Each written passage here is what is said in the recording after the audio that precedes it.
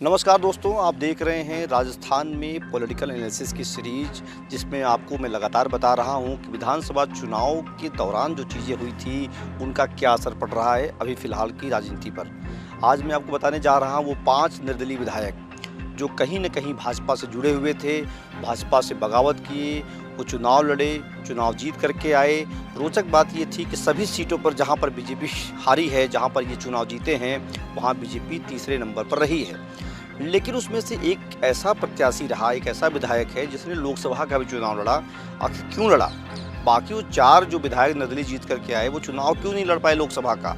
क्यों बीजेपी के साथ चले गए? और क्यों रविंद्र सिंह भाटी मैनेज नहीं हो पाए, पार्टी के साथ नहीं गए और वहाँ पर बड़ा नुकसान बीजेपी को होता है? आइए इसको समझाने से पहले मैं आपको कुछ चीज़ें समझाना चाहता हूँ, बताना चाहता हूँ, उसके बाद मैं इसके पीछे की कहानी को बताऊँगा।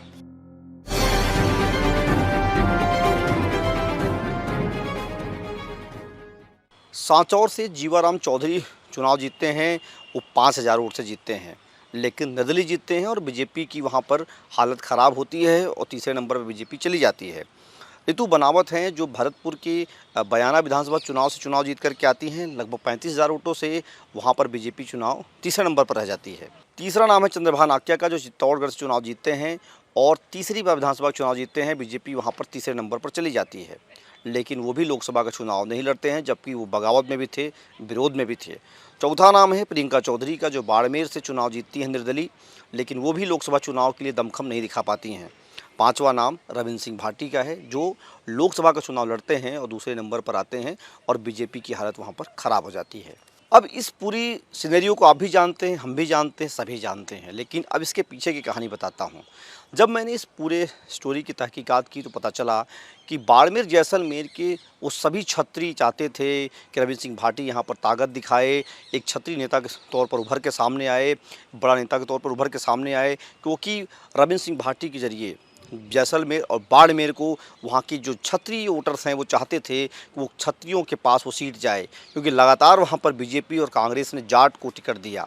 इसी वजह से बीजेपी के जो बगावती लोग थे वो चाहते थे कि रविंद्र सिंह भाटी के जरिए वहाँ पर ताकत दिखाई जाए और अगली बार जब लोकसभा का चुनाव हो तो बाड़मेर जैसलमेर पर कोई क्षत्रिय ही चेहरा सामने आए।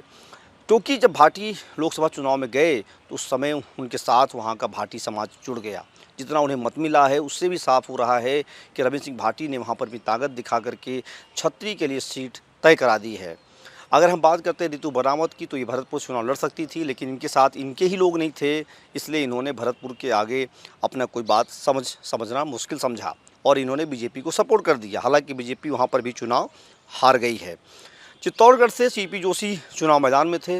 अगर वहाँ से चंद्रभान आक्या मैदान में आते तो सीपी जोशी को नुकसान होता, लेकिन चंद्रभान आक्या को समझ में आ गया कि चित्तौड़गढ़ के अलावा जो बाकी सीटें हैं वहाँ पर भी उनका प्रभाव नहीं है, इसलिए उन्होंने चुनाव लड़ने पे कोई विचार नहीं किया।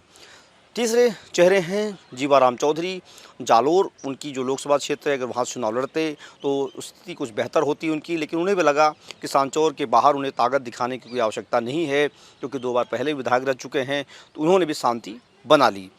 अब अगर इस तरीके से प्रियंका को देखते हैं, प्रियंका के सामने वही हालात थे कि दोनों तरफ से जाट चेहरे थे, भाजपा और कांग्रेस की तरफ से। उन्हें भी लगा कि अगर हम बाड़मेर में चुनाव जीते हैं और अगर इसके आगे जाते हैं तो चुनाव हार जाएंगे और अपनी जो साख है वो बचा कर रखना है और बीजेपी को सपोर्ट करने में भलाई समझा। तो रविंद्र सिंह भाटी चुनाव एमपी का क्यों लड़ पाए, इसके पीछे की जो सबसे बड़ी कहानी थी कि राजस्थान के कई सारे क्षत्रिय नेता चाहते थे कि युवाओं के तौर पर रविंद्र सिंह भाटी को इस्टेब्लिश किया जाए, जो लोकसभा चुनाव के लिए ताकत दिखाए। अगर जीत करके आता है तो भी एक बड़ा संदेश जाएगा, और हारते भी हैं तो बेहतर स्थिति में रहेंगे, क्योंकि वहाँ पर उनके जो समर्थक थे, जो भाजपा के ही कोर वोटर थे, वो रविंद्र सिंह भाटी के साथ जुड़ चुके थे उस चुनाव में। और वो जिस तरह का मतदान हुआ है, अगर आप देखें बाड़मेर में, जहाँ पर बीजेपी की हालत विधानसभा में ख़राब होती, वहीं लोकसभा में भी ख़राब होती है, और वहाँ से कैलाश चौधरी का पूरी तरह से हार हो जाना, ये बात संकेत था कि रविंद्र सिंह भाटी को बीजेपी आगे वाले जो लोकसभा चुनाव होते हैं, हो सकते वहाँ पर उन्हें चेहरा बना सकती है। तो पूरे एनालिसिस के पीछे खिलाड़ी जो खेल था वो यही था कि भाटी के साथ उनका समाज, खास करके राजस्थान के जो तमाम जो क्षत्रिय वोटर्स थे, जो क्षत्रिय नेता थे और बाहर भी, वो चाहते थे कि भाटी यहाँ पर चुनाव लड़ करके अपनी ताकत का लोहा मनवाए।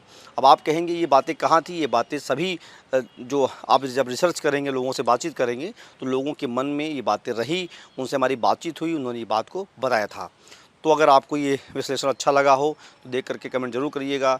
देखते रहिए पोल टॉक। धन्यवाद। जय हिंद, जय भारत।